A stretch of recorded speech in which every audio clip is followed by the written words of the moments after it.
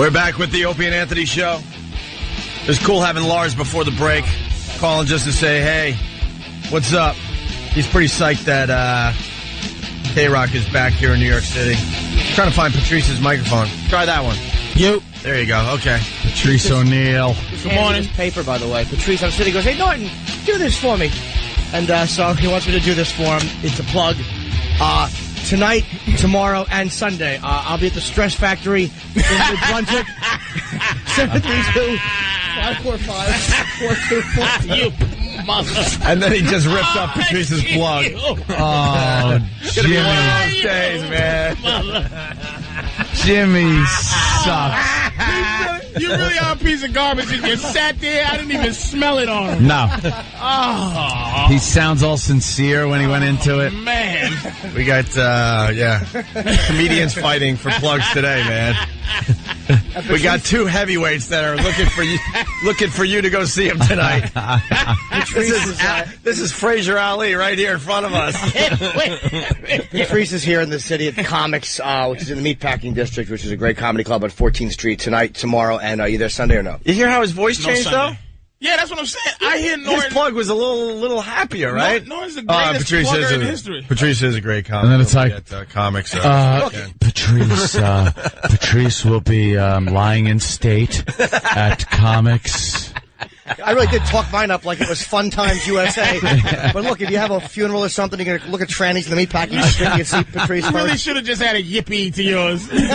Basically, you're telling people if their car's broken down and they can't make it to New Brunswick because it's a long ride from Manhattan, that you could just get in a cab and see Patrice here at Comics. Is that what you're trying to say? If you're stuck here and you want to see Patrice, that's your business. Let me tell you something. There's no way I'm going to win against Norton with dueling propaganda. It just can't work. I want to just go, whatever, make it down there if you can, find parking. But I say, if you want fun with a capital F, come on down. Come on to the Stress Factory. Hey, you want an omelet, Patrice? We got Basil Tees making omelets for everybody. That you hear the skillets in the background. During the Lars interview, I'm like, is he cooking breakfast? I'm like, oh no, the dude in the corner is over here. Yeah, there's a lot of excitement here because they went back to K-Rock yesterday at 5 o'clock. Yeah, I heard, man. And they did it so dramatically. Yes, it was very dramatic. I was excited. Huh? I was excited. Tom Giussano goes, hey, you want a K-Rock shirt? I said, I'd rather have a real rock. Wear a K-Rock T-shirt. Get out of my face. You're kind of out of the demo, Patrice. Only if I'm sweating. I'll wipe my face with your K-Rock T-shirt. I'd imagine that you feel a little uncomfortable in here. It turned really back into a white boy station. It's really white boy day. It is. It's white boy day. The day to celebrate the white boy. It's white. Listen, first of all, I'd like to apologize to all white boys for that. I didn't mean that. I apologize. No Very white good, boy, Patrice. No white boy. Sorry. There you go. Thank you. But you had a good observation. You tuned in the station here in New York yesterday. I was looking for my man Nick. Nick, I got to say it, man.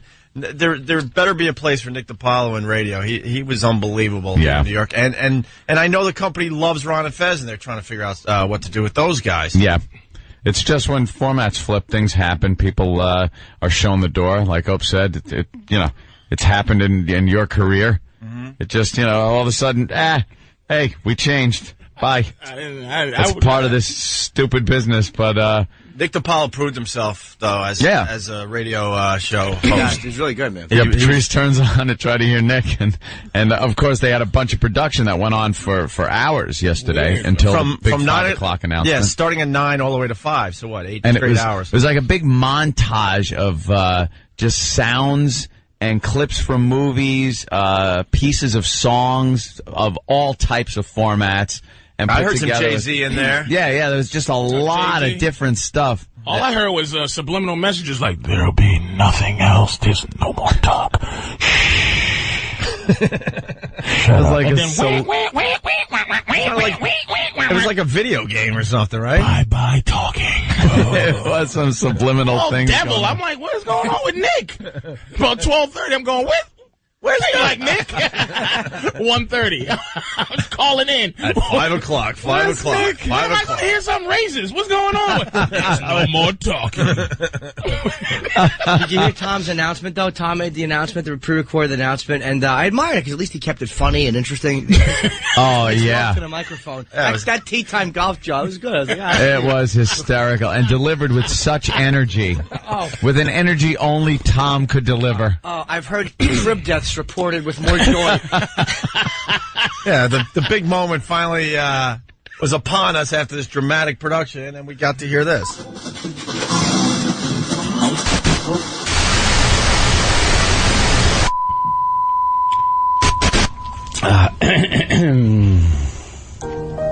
Hi, this is Tom Chipisano, manager of what am I general manager of today? We're less than halfway through the year, and it looks like 2007 will be the year of the radio apology. In no way do I want to diminish any of the apologies that precede mine. He sounds like he should be. Tom sounds like he should be in V for Vendetta. One of the white guys that says, watch out. He sounds like Big Brother. Yeah, he really does. I made an ass of myself. Boring. I'm sorry I did that. I'm embarrassed that I did that. Okay, terrific. Oh my gosh. I think we should we should listen to that with respect. All right, let's listen to the rest. Why do we have to force him to have a do I want personality? to diminish any of the apologies that precede mine, because I know the people who made them meant them. But I have a little apologizing to do of my own. I want to apologize to you, New York, New Jersey, and Connecticut, for letting K-Rock be taken away. Boring. Fortunately for me, that screw-up didn't cost me my job. All day we've been saying today at 5, and it wasn't a reference to my tea time, which, if I don't stop talking, I'm going to miss. So, like you, I'm tired of all this talking, so I'm going to shut up now.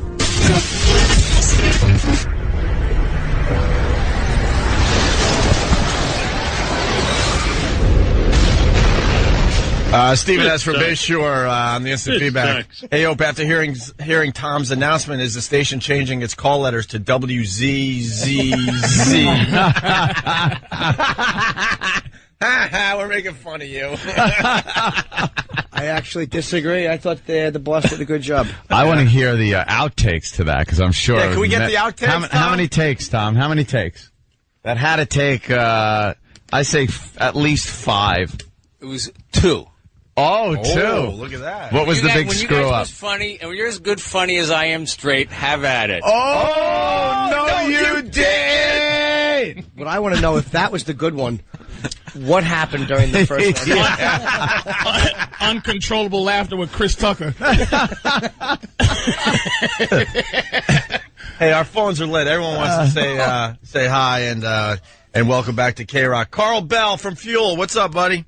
What's up, guys? Welcome back. Sorry to make you wait there. It's an exciting morning. We got omelets and all sorts of things happening here today. It's exciting. We have omelets. Yeah, Sounds good, dude. Sounds good. Bring some to Vegas. Yeah, you're calling from Vegas? Yeah, it's early here. Late, whatever one of you look at it. Yeah, the word got out that K-Rock's back in New York, and people are now calling to kind of congratulate the fact that it's back. The station, it's rock. You'd be able to come here, hang out, and it's, it's a better atmosphere than just hanging out with talk shows. Oh, it's awesome, dude. K-Rock's been... Are you in New York? You guys. Vegas. It's in Vegas. Hey, was it weird not having a rock station in New York? I mean, because you guys get your stuff played all over the country, and then in New York, it's like, where was it supposed to be played? I think it was an atrocity, man. K-Rock had to be there for New York, and I'm glad it's back. What are you doing in Vegas? Are you guys, are you just banging groupies, or are you actually just, like, doing a gig? I'm living here now, guys, so I'm here, and the band's in L.A., and we've got a new lead singer now and a new drummer, and so we're making a go of it. Did you? Oh, God, sorry. Yeah, the new lead singer's what, Torrin Green? Yeah. Something like that. Where's he from? He's from L.A., man. We found him on the Internet when we literally put out a search on the Internet just to try to cast a wide net and find a bunch of guys and somebody who could actually, who could sing and carry the part. So it turned out pretty good. Yeah, now the big rumor was that Chris Daughtry was going to be your lead singer. What happened with that? It was pretty much, I think when you get like the top 20 with American Idol, they pretty much own you if they want to, and I think they wanted to, and they pretty much exercised their option. So he's he picked up by American Idol, 19 Entertainment, and all those guys. So they pretty much got him the whole way. So it never really was a choice. It just says here he said no. Huh? It just says here he said no. That Chris Daughtry said no? Yeah, he just said It sounded like Daughtry really was interested in being the lead singer. Yeah, I think it's something like, you sign a contract with American Idol, they give you like $5 a week, and you have to be out on the road 52 weeks a They year. probably have final decision on what you do. Yep. Yeah. Yeah, they pretty much own you there. Hey, living in Vegas, do you stay away from the gambling? I do, man. I really do. It's it's boring to say it, but I do it. So I don't even go down there very much. So it's just Yeah, but you don't even have to go down there. Like you go to like a laundromat and there's slot machines. You go to just fill up your tank with gas. There's slot machines. Absolutely. The supermarket where next down the street here has an attendant working the casino in the supermarket. So what, you can play like blackjack in the supermarket? You can play blackjack, and there's someone there to make sure you're happy and give you whatever you need, your change, whatever. It's an attended. You think the white kid that beatboxes on America, you think he might be, like, is he good enough? For what? To, like, be in a group or something. The beatbox Like to guy? add that, the kid that beatboxes. Yeah, the one that just lost? Yeah, Blake. Yeah. No, too gimmicky. That one. Yeah, I think it's just a gimmick. Voice. Huh? Chris Daughtry had a rock voice. Yeah, Daughtry's voice is amazing. I can imagine like going up to that casino in the supermarket and playing cards and then just slowly taking items out of your cart as you just are losing and losing. Like you have the whole thing full of groceries for your family, and then you end with like some Wrigley's gum in there and nothing left. All of a sudden, you got your food stamps that you're betting with. Man. It's like, this cart's empty. Vegas is going to be the first city in America that is truly an upper class and a lower class with nothing in the middle. It's going to be rich and scum. Yeah, how do you stay away from the gambling if it's in the supermarket?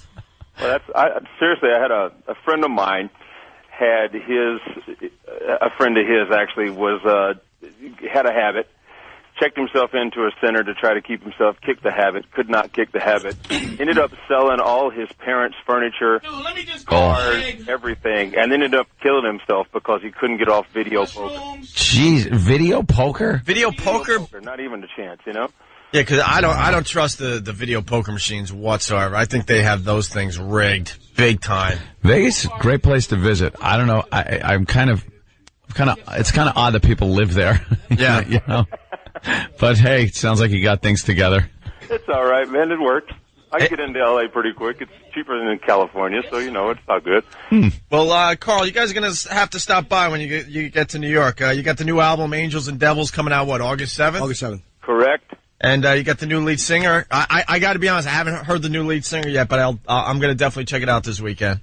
Go to the websites like fuelweb.com. Some of that stuff, we got some songs playing there. And, yeah, man, we got a new record coming, and, we're excited to have it and glad to have a station in New York City that would actually play it now, so that's awesome. And, you know what? I'm a big Godsmack fan, too. You got Tommy Stewart on the drums now? Tommy Stewart is absolutely in the drum seat. It is awesome. Wow, that's pretty cool, too. Tommy's just the greatest guy. He's really, really cool, and it could be cool, man, for us. I mean, we're looking to see what happens here. Obviously, it's a big change, but I think people will dig what the change is, and who knows, maybe it'll be bigger and better than it was before. I don't know, so we'll see what goes down. Well, one of our producers, Eric Nagel, Eric, get to the mic. If you don't mind, he's a fan, and he wanted to ask you a question, and he's embarrassed. Go ahead. Yeah, he's a huge fan of Fuel. Eric, put down the CDs. Hold on. He's Put him down and get on the a lot mic. of times he doesn't get on mic, but he wanted to ask you guys a question. Eric, go ahead. Eric Nagel, huge fan of Fuel. E-Rock, what do you got? You got Carl Mike. Bell, obviously the founder of Fuel, on the line. What do you got? Eric. He is nervous. Why are you so nervous? Ask him a question. He's on the line with you. Yeah? And we want a good question, not a question that some newbie would ask. We want a good Fuel question. Something about the band. He's actually nervous talking to you, and he didn't want to come to the microphone. He's like, I can't do it. Just do it, dude. He's fine. He's Don't freeze up now. He's seen This you is guys. radio. He bragged that he saw you guys about 20 times. Oh, that's awesome. Yeah, he's been to like every show. What was your favorite show, E-Rock? The last one they did in New York. Where was it at? I'm sorry? The last one that you guys did in New York City. He liked the last time you guys were in New York. I can't even remember. I mean, we played pretty much everywhere in New York. The Hammerstein, Roseland, Yeah, which one was it? Was it Hammerstein Hammerstein or Roseland? I think it was Hammerstein. Yeah. What year was that? It was Man, last I don't year. even remember. There's so many shows, I can't remember all that. Yeah. E-Rock, again, he's a huge fan. Dude, what's that song you just keep playing? He plays it in his car over and over again. E-Rock. Is it weird when you get interviewed by fans like this and they choke all of a sudden? Sorry, Carl. I like Falls on Me. Huh? I like Falls on Me. Oh, you like Falls on Me? Yeah. Cool, that's the last record, man. Yeah, that was cool. Yeah, right on. What part of it do you like? The song. I know the song. What, I a didn't think specific lyric? Yeah, why not? Why are you shy? I'm a Sabbath fan. Yeah. Looking through a hole in the sky, I'll sing the whole song. Don't be shy. Who cares? Why are you shy? It's great. I'm not analyzing the You're lyrics. finally talking to Carl Bell. Give us a little bit of that song, E-Rock. Go ahead, sing a little of it. Eric, don't be shy. Don't be shy. You got your hero here on the phone. Carl, would you like E-Rock to sing one of the Fuel songs or what? Absolutely, man. He should have tried out for the lead single. Let's hear it, bro. Hey, Yeah, there you you're go. a big fan. Why don't you? Well, he's a little chubby. He's I don't know. he's I actually- don't know if you want a chubby lead singer. He's No. trying out for Meatloaf. Turner Overdrive or somebody. Yeah, BTO. Screaming Trees. Screaming Trees had some big boys in their band. Sure. And Eric is, dude, you were telling us all about the Tom. We're not as familiar with how Tommy Stewart wound up in the band, but Eric was telling us about the whole big lawsuit and stuff that he had with Sully and stuff. So, what exactly was going on with that, Eric? E-Rock. Eric. Don't be shy. It's radio. You want to be a broadcaster? You said you wanted to talk to someone and feel about it, so go ahead. I'm a little nervous. How can you be this starstruck and be a grown man? How old are you?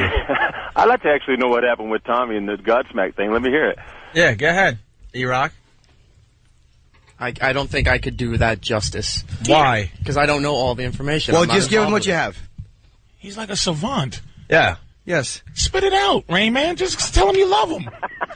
What talked about the Tommy Stewart thing that you were talking? All you would talk about was this whole big legal thing he had with Godsmack and how it's a big problem, and Godsmack screwed him over, and Sully had a problem. So I just want to know if tell him, talk to him. Yeah, I definitely like Fuel. Yeah. Come on, E-Rock. E-Rock, please. How about one lousy question for Carl? I've the seen first day Fuel of- 19 times. Yeah. It's the first day of K-Rock being back. We have a big star on the phone, and you're just not You're just handling it. choking. Stop eating. Licking his eating. fingers. Carl, he starts eating and licking his fingers when he gets real nervous. He licks jelly jars. I don't know, dude. All right, Carl has to get back to Betty's in Vegas. One last question. One from last a huge question, fan, E-Rock. When can we see you in New York City again? That Man. stunk. Carl. Don't even Don't even acknowledge you heard that. You want to be polite because you're a nice guy on the phone. You know that question stunk, and he's a nervous idiot. Ask something insightful about the band. Yeah, and we're all gonna something slap that you a in the Fuel face. fan would go, wow, that's Your cool. show. Why don't you ask him? Because you're the huge Fuel You're the fan. huge Fuel Yeah. fan, and Ask we're him. psyched for you. Ask him what Brett's doing now, dude. If you ask that question, I'll pinch your fat neck. Ask your own original question. Go ahead, one more try. Come on, E-Rock. I can't. Something. Nothing you want to know about. No. Biggest fan. All we hear all day. Fuel, fuel, fuel. And now he freezes like this. Wow, I don't know, dude. All right. Yeah. All right, Carl, thank you so much for calling. Thanks, man. Sorry about that. He's nervous, and as soon as you hang up, he'll be prattling on like a chatty cat. When you're in when you're in New York, stop by. E-Rock would love to have a picture with you guys. Man, it'd be great. Good luck with the album, man. All right, man. August 7th, and come by when you guys are in New York, man. And you can hear how the new lead singer sounds by going to fuelweb.com and checking out Wasted Time, the new song. That's right. All right, Carl, thank you so Thanks, much. man. We appreciate you getting up early for us. Welcome back, K-Rock. We love it, man. It's awesome. Thanks, guys. Thanks, All right. bro. Carl Yeah, Bell from yeah. Fuel, everyone. Whatever. Stupid E-Rock.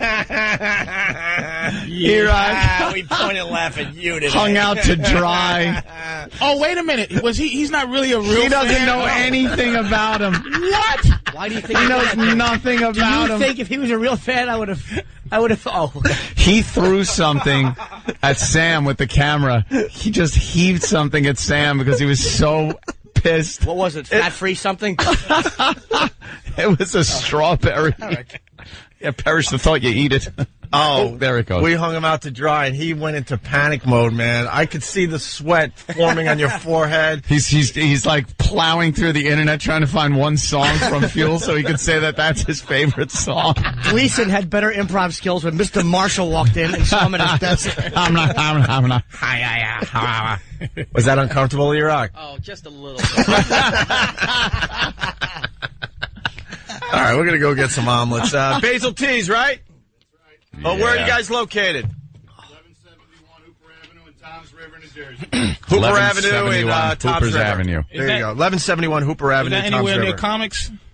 Why would you mention comics, Patrice O'Neill? I was just wondering if that was anywhere near comics, so people can have an omelet and then come see me at comics on West 14th Street. Tonight, tomorrow, 8 p.m.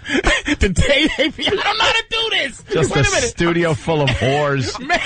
Are you begging? Tonight, I think tomorrow, Patrice is begging. 8 p.m. Are you begging? It was just that's he's not good at plugging. I stink.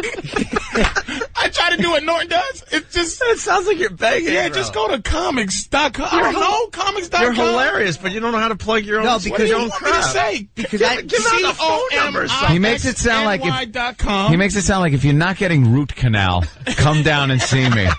And for tickets, call 212-524-2500. Because Patrice, to plug like that, you need to be fun and charming, and he's neither of those. He can't plug in his natural thing, which is just to be just rude and awful. Patrice is fantastic on stage, by the way. Patrice is See him at hilarious, but he comics. just doesn't know how to promote himself. No. He doesn't even No. really have a website, and He's the worst.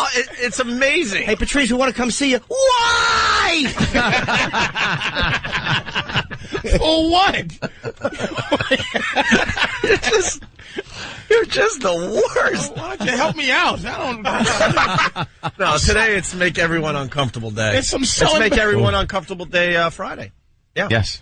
Celebratory return of K-Rock. All right, everyone point at E-Rock and laugh. And Anthony. 92. Oh, wow.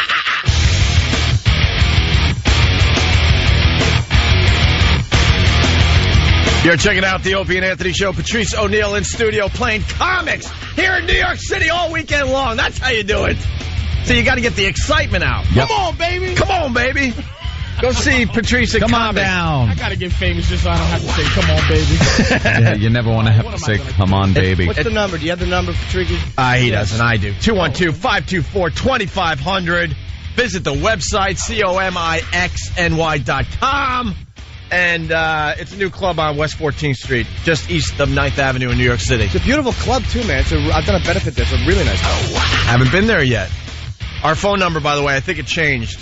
Did it? Uh-oh. So you better write this down because we did a little format flip here in New York City yesterday. It didn't affect a lot of the stations we're broadcasting on, but it definitely affected the New York audience. Well, it affects actually the whole show because now you got to call us by using this number, 1-877-212-K-ROCK. And Patrice is asking, we talked about Rosie, which we did kind of talk about the whole mess yesterday. And Jimmy got a quote. Yeah, that's the Yeah, only I reason didn't see Jimmy's that. bringing it up. What?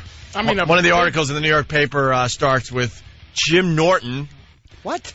It starts. Says Jim Norton of the Opie and I Anthony think they Show. had all his. I think they was messing with you guys because they put all his letters in capital, Yeah. and then up the Opie and Anthony Show. I didn't, where is I didn't read that. Well, Oh, you didn't read it. He's been he's been showing it to everybody. Honestly, I don't even remember what paper it's Daily in. News. Where? It's 5 newspapers here in New York. How can I remember? I know we're in the Daily News with our somber picture that they're going to be using for the next 5 years. Are they using the same every picture? time every time they have something to say about us, they're going to use the somber picture they took recently. Your beaten roots picture. You just said, okay, my name's Toby picture. Like, Yeah, exactly. I'm tired, Lord of Jesus. It's there's 2 pictures that they could use. One from like 1992, right? And then the recent ones where we're just walking around looking somber, looking very sad. Can I say something? I saw a YouTube clip of you that was I watched it all night. Which one? Of you just doing impressions. Really? On another radio show years ago. Oh my I know God! that must be old news, but I could not believe that I just bumped into that. It was amazing. The old Howard show. You used to be a sociopathic Lunatic, yeah. Dude. You big, long, curly, lesbian hair. Mop head. Just an awful head. Oh, it was just an awful afro. It was, and it had bits of gray. He was like a young old guy. It's like a junkie Jesus. Like he was just like Rich Voss. He looked like Rich Voss when Rich Voss was a junkie. Doing any impression. Yeah. Like, you know what Anthony is? The cable guy. Jim Carrey. Jim Carrey movie where he grew up in TV and he can access any. That's what I had to do. I couldn't believe it. Yeah. Patrice, that was a time in my life where I just needed to get out of the construction work I was doing, and I was trying any venue to do it. And Howard was doing, this is back in like 93 or 94 or something? 93, 94. And he was doing some Jackie Martling sound-alike contest. But you guys were working together still then. We had just started. We had just met. Like, I had done Opie's show probably twice. It was the Opie show. And, yeah. It was Opie's Nighttime Attitude on BAB. Oh, I had attitude, too, man. That's right, oh, boy, man. Did I. That's what Opie get fired every Thursday. And I went in, it was me and my buddy Randy Asher went in there. And we had a plan. We drove into the city, got on Howard's show. I did impressions of... you missed a little detail. What happened? Drove in the city, got hammered. Oh, yeah, I had to get hammered. That explains. I was drinking a lot of beer. He just kept doing Jackie. But it was just, and people would try to calm him down. He'd just go. No, I needed as much airtime as I could possibly fit in, and then I was doing impressions of Dominic Barbara and just anything I could throw out. It was amazing, time, dude. Well, I was like, now we got to play the clip, and we have a good audio clip of that. It was just get it to us. Was that in here? Was that this? No, it was the old studio. Down on Madison. I started watching it. I was like, oh my! I said, believe me, I wanted out of construction and into radio, and I thought like any opportunity I got to get on the air would show my talents. But apparently, only Opie was the one that kind of saw it. Oh man, visualized it. You know what's weird? Anthony was up for grabs. He was doing other radio shows, but this business is filled with ridiculous egos. They couldn't see past their own ego, and I'm like. Wait a minute, no one has grabbed you yet? Are you kidding? He was like a free agent. He was like the first-round draft pick. No one's picking it. What's wrong with these people? They would rather pick some, like, hole or something, to keep their ego as large as possible. They don't want to share the whole ego thing. Yeah, because he was doing shows all over the New York area. No one saw the talent to hire him full time. I'm like, these people are nuts. Like, what was it? Now, what was first freaking? Wait a minute. Like, was it the impressions? Was it just he was pure funny? What was it like? This whole story. No, it started with a parody song. And not. But I mean, when he came on my show live for the first time and. The first 30 seconds, I knew we'd be working together for a long time. Okay. I had no doubt in my mind. I kind of knew from listening to radio for so long, kind of what needed to be done. Like I knew to shut up when Opie was talking and trying to spell out a bit or spoon feed, as you used to say, to the audience what was going to happen, and not step all over him and just do it back and forth with him. I think that was a huge part of it, and then. Yeah, I was always doing impressions. And there stuff are radio guys kicking themselves to this day.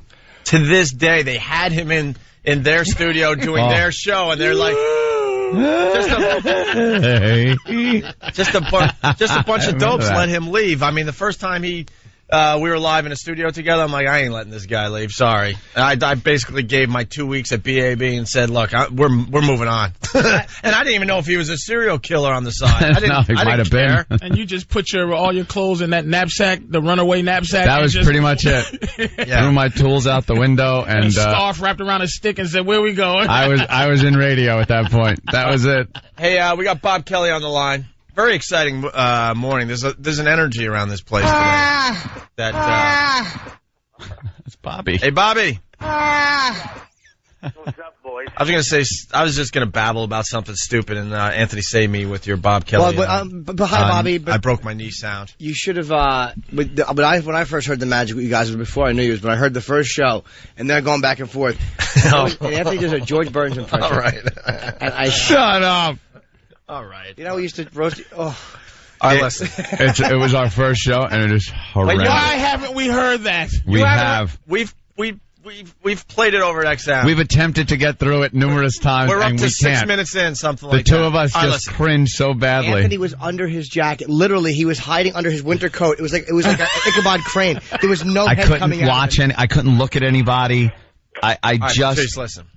It was awful. And we're going to have to do this upright, though. I'm more than willing to play the whole first show and take my beating. But you have to be here. If we have Rich Voss in studio, it's going to be about Rich, and we'll beat him up, so maybe that's not good.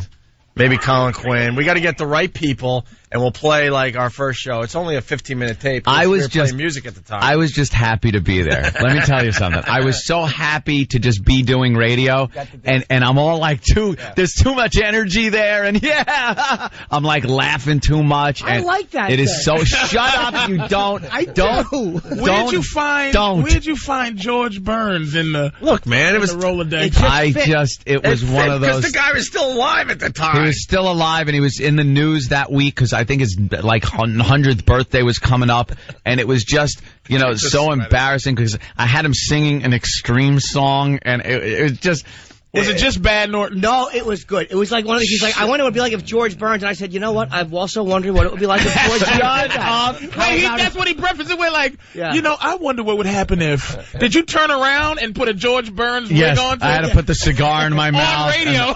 It was speaking of. Wait, did he do a wilting body and come back up as George Burns?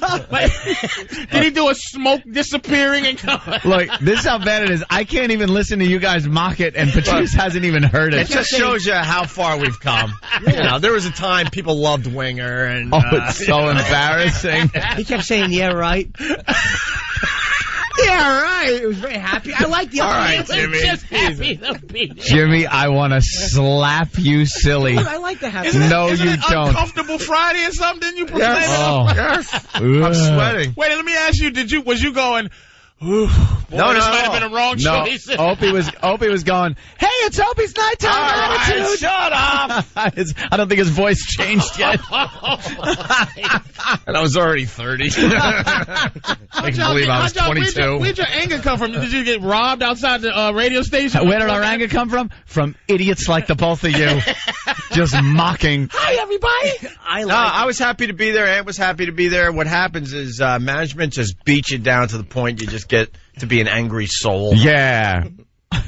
An angry soul. And that's where Opie came from. Because let me ask you, would you be Opie now? Yeah, hold on, Bobby. Huh? I'm like, if you had to be, shut up. So if you had to be Opie now, would you be Opie right now? What do you mean? Meaning, was Opie from when you was happy? And you just stuck with Opie? See, a lot of people think it's a radio name. It's not. I got it when I was 12. I'm stuck with this name. Okay. Stuck with it. You think I want to, be named Opie at this point in my life? Are you kidding me? Imagine being like 55 and people are still calling you Opie. Imagine. Easy. What are you, crazy? Imagine. What are you, crazy? Don't tear down the eighth wall. Oh, goddamn Patrice. See, now he's getting cocky. Hey, Patrice. Oh, come on. No, there goes his plug. Just plug me. Why was there goes his plug. Just plug me. Don't hold that over my head. Of course not. Don't hold over my head, you old Opie. Plug your own. Hey, look, you can't take it out of him financially. The fact that I'm going to be at the Stress Factory this weekend, let me apologize for What a whore. Stress Factory tonight through Sunday. Don't let that affect your weekend. Hey, Bob. Yo. What's up, Bob? Bob Kelly, everyone. What's up, man? I got to tell you, me and Bob, I called Bob the other day just to have him do his Matt Roloff impression. Who's Matt Roloff? See, that's the problem. No one knows, and it's the funniest freaking thing. You got to watch Little People, Big World. It's the midget guy from, Yeah. Little People, Big World. And I had him doing, I had him talk to my girlfriend the other day just to do Matt Roloff. Way to follow up, Bob. What are you shy today? Way to take the ball and run with it. I think, I guess you don't know what a setup is. It was some food on the way down. Right. He was trying to choke it down so he could do Matt Roloff or whatever. I had a steak and cheese calzone with with cheese, like extra cheese. I think I'm gonna throw up. Bob, that was at 7:20, Bob. Bob, that wasn't a ball. That was a strike right down the middle. You were supposed to hit that one. Yeah, right in the park, Bob. Well, Opie, listen, I was too busy building the treehouse in Molly's castle. See, this is the stuff that makes me laugh. Where's the treehouse? Norton, I want to get a trebuchet and put Norton's head in it. See, this is just funny to people that watch the show. Do your Matt Roloff. Well, this is the thing is my wife hates my guts. It's very similar to Vinnie Brand. That does sound a little like Vinnie. We'll be at the Stress Factory all weekend. And if you want to be... That wasn't a bad almost Vinny. That actually did. All you got to do now is you got to put your hand by your ear and go, pardon? He hears nothing. Idiot's like talking to a cymbal, his ear. What'd you say? Let me tell you what happened. Can I tell you what happened? Go ahead, Patrice. Tell you the mental anguish that just happened. Yeah. No comic likes to do anything on cue. On cue. I understand. Exactly. And when he's told to do his midget impression, Bobby's fake dignity and the fact that he can do a midget impression just collided. I think we set you up to fail. I think the Matt Roloff thing's not going to work after all. Let's be honest with each other. It makes me laugh and my girlfriend laugh, and that's it. Why bring it to the rest of America? Forget pride. Weekends, Opie. Huh? Just call me on weekends. I'll do it. Yeah. Hey, he's getting the knee surgery again. He popped his knee out again.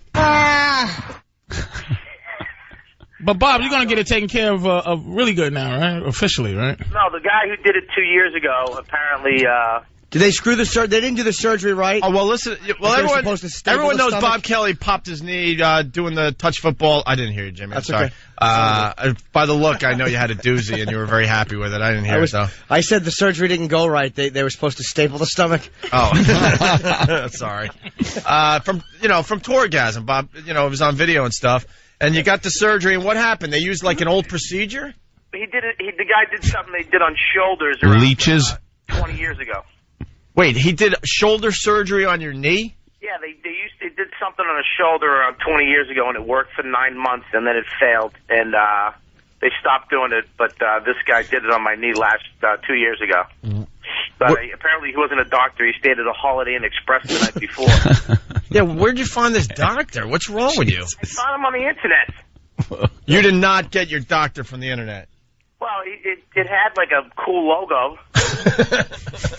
It was like a knee, and it like 3D, and it changed. Yeah, to a shoulder. Dummy. This just in from Stephen S. from Bayshore. Bob's appearing at the Stretched Factory. Nothing? I'm not at the Stress Factory. No, see, Stretched. I'm at Tampa Improv. Where are you, sweetie? The Tampa Improv. Tampa. Okay. Tampa. Anyone else wish we could have had the last 5 minutes back? I kind of enjoyed it. Uncomfortableness as people. You can hear the hope that people listen with. Well, Bob, we had you penciled in for this. We were thinking this was going to be the break of the morning. You were going to do the Matt Roloff, explain how some witch doctor did shoulder surgery on your knee, and we're getting nothing here. Yeah, I'm going to do Matt Roloff on the phone and talk about my knee with Norton and stupid Fatso. It's really going to work out, Opie. Good, we support you, man. We want to see you heal up nice. Guy, do the impersonation. I like the conversation between Norton and Fatso. And Patrice is here, too. You know what's really... me and Bobby have become arch enemies because he's like, I'm compelled to call him fat. I can't stop calling Bobby fat because he's just officially fat enough for a fat person to call him fat. And it's not like he's, hey man, like jiggly fat. He's fat like a boxing glove. Like he's like it's firm fat. It's just it's George Foreman fat. Like just muscly. When you touch him, nothing goes in. No jiggle. Just Bobby is. I don't know what like the Blob from the X-Men. Like Bobby has mutant powers. Yeah. I have the gay fat stomach. Hey, I got to tell you what also happened with Bob Kelly. Al Dukes doesn't miss a beat in the back office. He's writing for us here. Bob is plugging a Tampa gig with no affiliate. We're on no radio station in Tampa, and we're not on XM at this time. I didn't plug it. You guys asked me where I was. No, we didn't. No, we didn't. All right, so I lied. You said tamper. You did say tamper. That's why I didn't say the correct word because it really doesn't matter. You having a good time down there? No. No. What are you doing? Sitting by the pool like a fat 45-year-old divorced woman.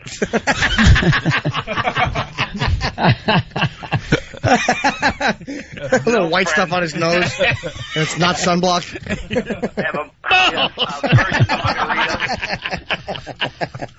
I can't take it no more. We need a snare drum in here today. Yeah. This is really bad. Bing! And I actually just bought a one-piece. Yeah, you went old school bathing suit, huh? Also known as a tarp. Bobby really is shaped like Benny Hill now. He was such a slender guy in his youth. Dude, did you ever see sexy Bobby pictures? Yeah. Unbelievable Bobby sexy. I'm telling you. The old pictures of Bobby. Yeah. Just a sexy boy, and it's just come on, food. Those days are ahead. Bobby, what are you doing? You doing all right? As soon as I get my knee fixed, I'll be back to sexy Bobby. That's always the way to do it. If you're going to start exercising and getting in shape, wait till the knee surgery. What are you talking about?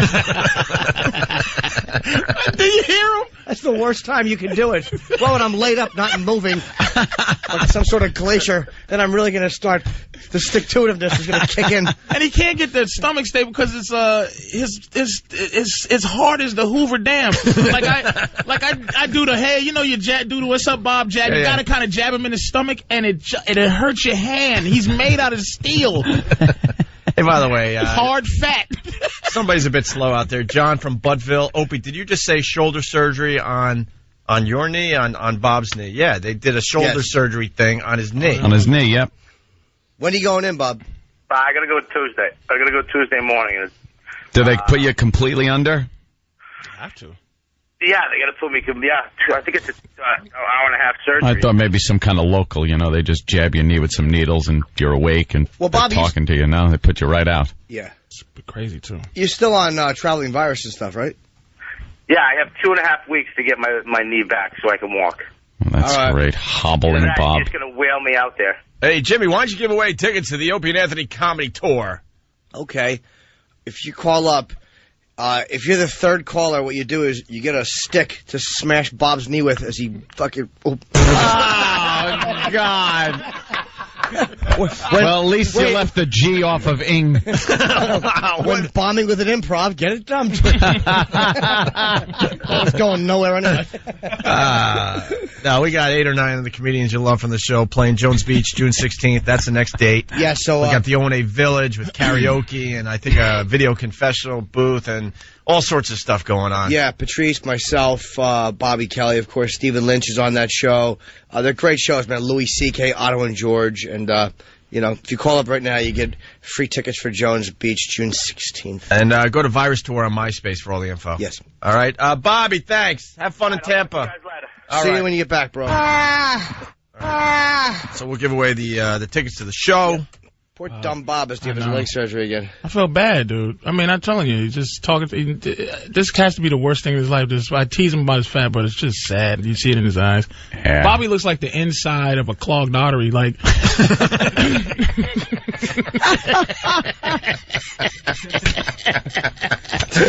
And he's constantly talking about losing weight. He's constantly. Done, dude. It's hard to motivate, about eating right and exercising, and then obviously he's done none of that because he comes in and he's bigger than he was the last time. Yeah. Well, Bob, I feel bad now because every time I see a fat bald guy with a goatee, I actually go, "Hey, Bobby," always. It's like a running joke with myself. See now, Jimmy, I was looking through pictures the other day on computer, all the pictures we've taken over the past couple of years at XM, and when we were in, I guess we went to Philly, I think, or one of the cities we went to first, and I clicked on it and I saw Jimmy, and I'm like, wow, did Jimmy lose a lot of weight? Because there are pictures of you where I don't even remember you being that big. I was awful. I won't say big. Being that fat. I was fat. When we first came back, I was probably 25 pounds heavier. You're the sexiest you've ever been in your life right now. I just lost. Yeah, I lost the weight. I was depressed, and then I put a lot back on for Lucky Louie. Your neck and chin. Huh? It was the like sexiest you ever been right now. Oh, yeah. His chin went down to your chin went down to your chest. The front of your chin went right down to your chest. I smiled. I had a fat porpoise face. I look at pictures of myself like smiling, and I'm like, who is that pig smiling? I'm smiling, fat boy. Yeah, Norton's got a shape now. He used to, he used to be a mess. Like I'm still mushy, but I mean, I'm getting there. Just look like a can of a Cool Whip. Just a mess, just a mushy mess, and he's shaving up quite well now. Actually, Jim lost it, and it was found by our own E-Rock.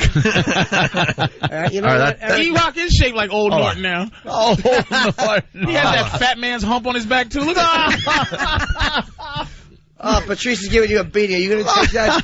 No, don't. I know it's like, well, look at you, but look. Even though I'm fat, I do have eyes, and you know, it's starting to get. You know, he's starting to get that diabetic back. All right, listen, we gotta take a break. Hand It to Me, Anthony on Howard Stern show from 1994, and our first show together. No, Delicious. why two embarrassing things in a row? Nice, thrown against the wall. Screw it. Oops, might want to get another copy. It's Opie and Anthony. This is the Opie and Anthony Show. 92.3 K-Rock. The Rock of New York is back. He's 72 years old. Opie and Anthony, these guys thrash hard. Come on! No.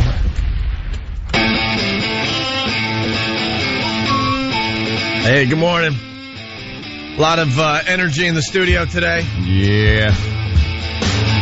K-Rock is back here in New York City where we broadcast from. We're really, really happy. There's an energy in the hallways. We're just happy that we were able to keep our jobs for a week, kid. And they're rocking all day. New phone number for everybody that listens across America, 877-212-5762. 877-212-5762. Had the online feed going last night during the whole poker game. Yeah? Listening to K-Rock, yeah. Yeah, that's very, very cool. It was cool driving last night, man. Hearing like they played Van Halen. They played a few cool things. Hey, you don't hear rock in New York, and now you do. Let's say hi to Dean in Brooklyn. Dean, what's up? What's up, baby? Hey. Yo, congratulations for staying on the air this long, man. Yeah, thanks. Man, you're laughing, we're serious. Yeah, we're kind of surprised it worked in our favor for once. Yeah. It usually doesn't work in our favor. Do you think you're gonna make it through the test of time, or what? We hope so, dude. I mean, we're on thin ice, and we have an intern who's wearing a macrame hat. So I don't know how we get around that. That is. I wouldn't carry if you took that hat. Go ahead, you talk. Why would I try to improv on the radio? Go ahead, sir. It's all about you. Sorry. My bad. Sorry. Go ahead. Well, no. Now you ahead, messed up the comedic timing of Jim Norton. So timing's irrelevant. So now it's all about you. So why don't you continue there? Go ahead, sir. The joke can be. I can start a joke 10 minutes later, finish it right up. I don't miss a beat. Go ahead. It's all about you. Go. Your turn. Okay. 1, 2, 3, go. Now, listen. Don't go to no doctor. Die. There he goes. Yeah, what's up with the intern? Clay Aiken? Clay Aiken has fallen really, really, really low. Yeah. Yes. Where is Clay Aiken? You got to see this guy, Patrice. This is our new intern. He's a Clay Aiken lookalike. If Clay Aiken was 6'8". Look at this guy. What's with the... You do understand...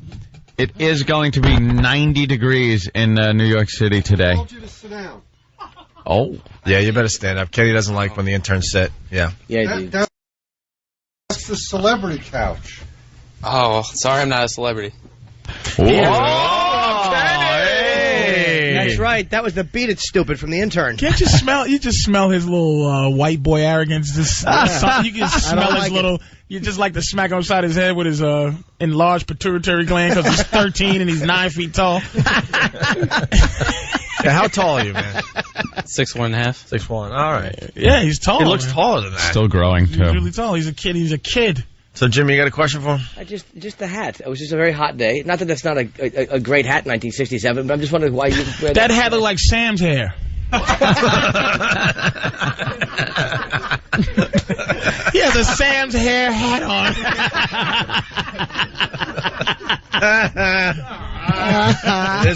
It is point and laugh Friday, so. Sam's hair hat. That's right, stupid. We're laughing at you. Any reason? Would you just like get up out of bed and had like Exactly. bed head and throw the hat It's on? an easy way to cover up the hair. Can we see your hair without the hat? I don't know what you look like. Yeah, definitely. Cool. Go. Nah, he's just a downtown hip kid on heroin. Has a collection of underdog T-shirts and His hair is very straight, though. army coats. Well, That looks. The hair looks like a burn victim's wig. no, you didn't. So he looks like Carol Channing. Carol Channing. How old are you? I don't know. He's just kind of like Diamond's our girl's best friend. I'm sorry, man. Tell us about yourself. I apologize. He's been very helpful. Yeah, I know he is. Yeah, he's like good. He kind of. Oh no, Sam, no. No, what's the matter? No, Sam. What's the problem? What's the No, problem, Sam Sam? made a face. I want to. Come on, Sam. Come on, Sam. You don't Let's just go. make. You don't just make a face and then blow it off. We said I said he's been very helpful. You shook your head no and kind of went ugh. You made the ugh face. He's very nice, but almost in a passive-aggressive way. Oh, you can smell it on him. I smelled it on He him. tends to get lippy and then smile afterwards. Oh, you can smell it, dude. In other words, he's exactly like Sam. No, oh, please. Oh my Not gosh, like me. he's lippy. Oh, man. Oh, right. He ain't taking it, dude. That kid ain't taking it. I'm telling you, I can smell it on him. He's not taking it. I'm telling you. I can see it in his I eyes. take it all the time. Yeah, But I know. Get used Sam's to it. a What, funny you been here, character. 4 days? Ooh. Yeah. It's been, I think, 5 days now. All right, well. So that's what that hat is a mockery to you, boss. that what that is? Yes, it is. No, I want to be like Sam. Oh, man. Oh, Sam is He's just... Oh, Sam my usually God. has the upper hand. Wow. You better pull an I don't officer know, and a gentleman Sam. on him, Sam. Jeez. This guy's kind of pulling one over on you right now. I think ding ding, he's winning. He doesn't seem very impressed. He's a new on the block, and he's very comfortable. It's like, Sure is. We threw out his breakfast, too. Oh. Sam is shaking. Sam, what's the matter? I can help. Couple of body blows. Oh, Than's got a little insight on this. The other half of the Than and Sam show. Yeah, I got to help out Sam here. An example of Clay Aiken's not-so-brightness. He brought in my breakfast the first day he was here. Granted, he was also 2 hours late, and he lives in the East Village, which, just for you non-New Yorkers, you could have walked here in Oh, about but I have a 45 good minutes. excuse for that. No, you don't. Oh, see? He's not. All right. He's got a reason. He's not taking it. Yeah. Son. All right, so the F train in the mornings, it doesn't go to 57th Street. It goes, it's express after 50th, and I didn't know that. Somebody's job is in jeopardy here. I'm telling you. I'm telling you. This kid is taking somebody's job. He Who read said he read that's a a book. good reason? Why is Kenny getting involved Yeah, all of a sudden? Because Kenny Kenny? smells it. Kenny's a cop and he smells this kid. If he pulled this kid over, he would love to, like, for the kid's license to be bad or something, so that he could just rough him up a little bit. He wouldn't just need has that. He just has that thing. Something about him. I'm telling you. He's got one of you guys' numbers. It's over. I'm telling you. I should just get rid of him soon. So, Than, the rest of the breakfast story. Oh, yeah. So he brought in my breakfast, and I was standing a little bit away from my position, and I point to the counter to say, could you please put my breakfast on the counter? Apparently, where you from, people eat off the floor, because that's where my breakfast ended up. He thought he was pointing at the floor. For a second, I did. Why would you do that? To say to you I that didn't you're know a the dog counters in were a filled quiet and I way. didn't know where to put it. Basically, he was saying that to you. He was kind of challenging you, Than. Hear Fido and then pick it up. That was You quickly. say, this is what I think you're getting your breakfast, dog boy. Well, I guess he also challenged your importance, Jim, when he stood outside a closed Starbucks for 30 minutes instead of going to another one. No, it's just because he's stupid. Oh, okay. Well, Jim doesn't want you touching his food. Yeah, because he told me you put his food on the floor. I'm like, he can't touch my food, because I figured that was a very You'd think aggressive you would thing. make that mistake twice. Would you make that mistake twice? Oh, no, I wouldn't. See? Okay. No, I'm learning. This is a great learning experience. I haven't seen any problems with him. I like Clay Aiken. Sam's making faces. He's going to make people work harder around here. I like it. I'm with Patrice. I can see why Sam doesn't like him, though. Why? Because he's a little too much like Sam. He's smart. He's He wishes complete. he was like He's, Let me tell you. he's smiling. He's a smiling smartass. That's Sam. Smart-ass. He's a not like Sam. smarmy. He's smarmy, but he's an official white guy, which makes him more important than you. Let me ask this. A weird something A we don't know. card-carrying white guy. It's better than being a we don't know what you are smarmy. Nobody wants to see a redheaded, smarmy, whitish thing as opposed to one of the Beatles' sons. It's the Fan and this guy's show coming up soon. Yeah, but has Clay Aiken been on Nickelodeon, right, Sam? Well, It's true. You have not. He's been probably on produced Nickelodeon. it. Sam was a. We're learning this week that Sam was a child star. I seen that picture. It's amazing. What He was on Nickelodeon. we just saw doing the video some stupid human trick. in the office, and it was one of the worst things I've ever seen. Is it It's on some the- Nickelodeon game show. Is it on our website yet? I hope so. Not yet. What'd you do, Sam? What, are you interviewing me now? Whose show is it? You think I'm playing around, man? That immediately you sniff him out, man. I'm curious. He wants to know what Sam did. Sam? Why don't you let the bosses do their job and I'll let them know. Oh, he comes back with something. Not a drop of intimidation by this young man. No. Not even a drop. Clearly not with that hat. Well, Sam, what did you do on Nickelodeon? Well, Ope, I can, Green slime or red slime No, he never didn't have- washed out of your hair. He actually, Red slime. he was actually on Nickelodeon, Permanent. and he didn't get slimed. No, he was lucky. a contestant. What was the name of the show? figure it out. And what did It they was have to called figure out? Figure You? It Out. What am I? Two I white don't know. parents, two black parents. Who should he go home with? I don't know. He's very pale, but he does have that curly hair. I can't figure it out. Then you see the Willises walk in and you go, oh. Figure it out. I don't know. Can I have a blood test and do some genealogy background The test? guy said, figure it out, and then walk Sam out. And then a clock started ticking. It was a show. It had this celebrity panel who was made up of Nickelodeon stars of the day, one of which was the little kid from Pete and Pete. Alanis Morissette. And no, actually, she would have been too old. They had little Michelle Trachtenberg from she was on Buffy. Okay. But as a kid, she was also Harriet the Spy, and Jeez. she was a little kid. And then there was some fat little girl, and then some older black guy that shouldn't have been there. He was much too old to be on that panel. Keith Robinson? Do you live on Keith Robinson. Do you live on a satellite or something? How do you know this? Because I watched the video and I recognized some of the celebrity panel from when I used to watch Nickelodeon as a creepy guy. Hey, by the way, I don't know if this is an omen, but our official clock stopped 10, 15 minutes ago. Oh, wow. What could that mean? I have no idea. The one I look at is still running, so I'm safe. I gotta say, Patrice, I think is correct. There's a little strife between these. Yeah, there's something going on. All right, so what did you do on Nickelodeon there, Sam? On Figure It Out. They had to figure out what the celebrities had to figure out what Sam could do based on these clues. It's like a 20 questions type of format. Oh, I remember that show. And, Nobody asked you do? you. It's a good addition to the discussion. It makes the show more relatable. Like, all right, I remember that show. I What's used the to watch problem? Nickelodeon. I could have been watching you, Sam. Wow. By the way, yeah, put back on that picture of Michelle Trachtenberg. See, something happened from the time of this show to now, and it's called a nice body. Delicious. Well, you should have made some moves on it when you were 12. So Sam comes out, and the big thing is he can flick quarters off of his ankle. He could launch them. I mean, really, like they're just sitting on his ankle, and he does something like something bone in his ankle pops, and Double jointed or and something. the quarter goes flying. But you don't see the ankle move. That's the creepy part about Yeah, it. the ankle stays completely still, and the coin just pops right off. And goes flying. But How at the many beginning, feet? he's actually got to say, what's your line? What's the line? Like, the camera goes on you, and you say...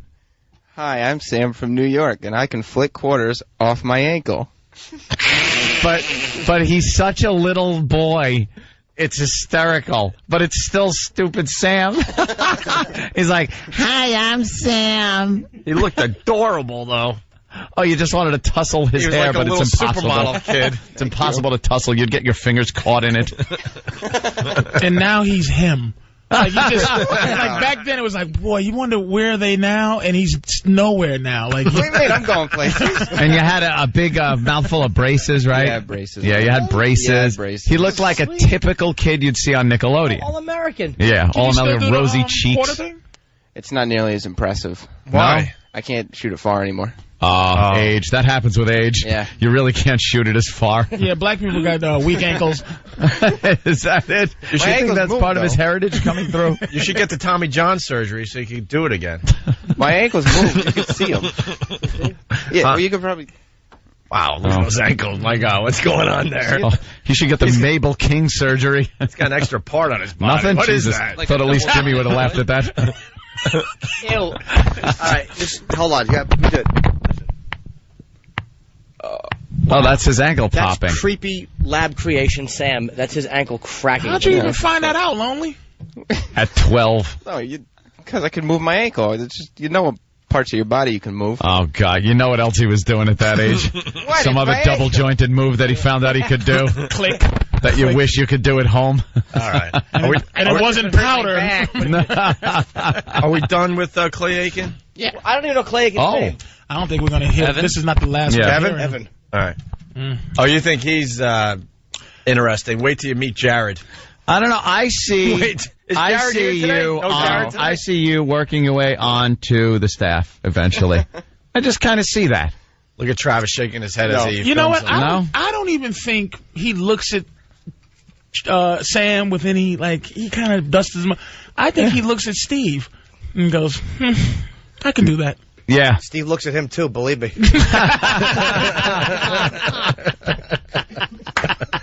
Jim Norton will be at the Stress Factory all weekend long. All right, we got to move on. Oh wait, somebody's. You know Chismo? Yeah. No, I'm not.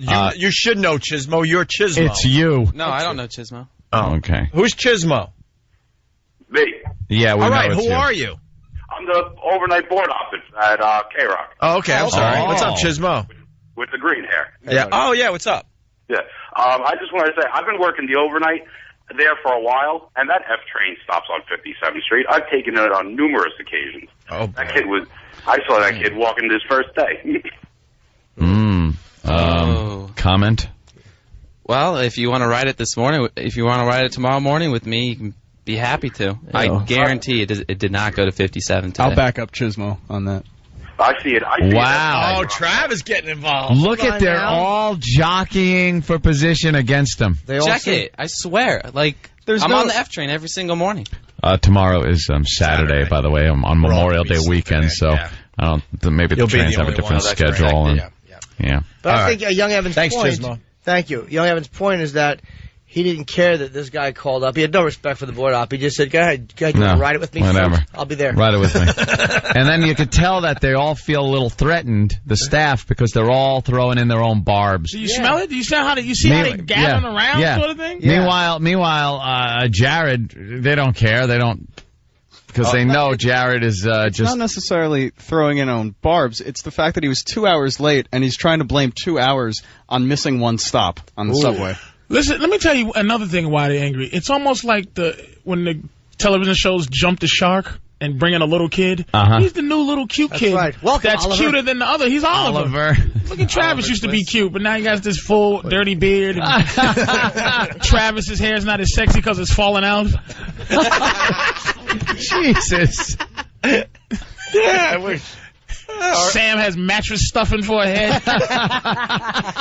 Yeah, our cute kids are growing up. Patrice is right. We need new cute kids around here. A couple of years ago, they were all cute. E-Rock is shaped like those things where you put one little thing inside of another little thing and another until it's a big thing. Oh, those Russian freaking... Yeah. The ceramic little things that come out. Is that what E-Rock shaped? They're all different versions of fat. He's shaped like the last fat one. Again, point and laugh Friday. It's not good. Evan, do you have anything to say? All right, Eric? Kevin. You know Yeah. Eric? It's Evan, right? Evan, not Kevin. No, it's Evan. Yeah. Oh, I thought I heard Kevin. Evan, You, what's Eric haven't talked. You know Eric. What about Eric? All right, listen, we got a break. That says it all. You're falling apart. You had a good appearance, though. I don't know. Evan, everybody. Not bad. That All right, said a thank lot. you. Holds the microphone like a young Frank Sinatra. All right, we're going to break. Patrice O'Neill at Comics here in New York all weekend long. New club, 14th, West 14th Street? Yes, 353 West 14th Street, just east of 9th Avenue. Great. 212-524-2500 for tickets. All points of the compass on that one. Good plug. I don't know. It's northwest. You take a bearing of this 270 degrees. 2 shows tonight and tomorrow night, 8 and 10:30. Is that good? Yeah. He's a Good pretty plug. Good plug. A bit of confidence, too. I like it. Yeah. All right, good enough. Hey, everyone's talking about this audio clip we played yesterday. Got a lot of phone calls. They love this. This girl that stage dived Yeah. into nobody. Have you heard this yet? No. I'll listen She to this. sings with such attitude, and it ends with her stage diving, and no one's there to catch her, so you hear her kind of oof when she hits the We got to floor. play this again. It's 20 seconds, so hang in there for the grand finale. The music blows.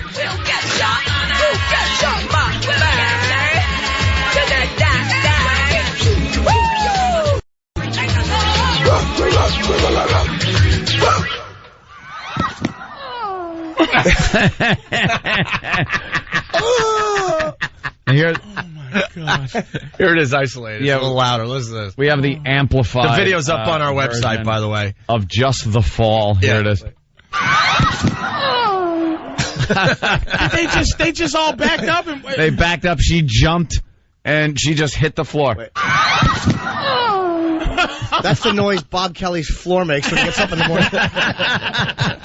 It's Opie and Anthony. This is the Opie and Anthony Show.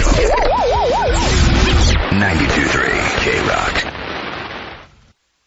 Oh, boy, E-Rock. Forget it, E-Rock. Forget it. Forget it. Just go home. E-Rock, what did you do? I said, What happened there? it's the Opie and Anthony Show.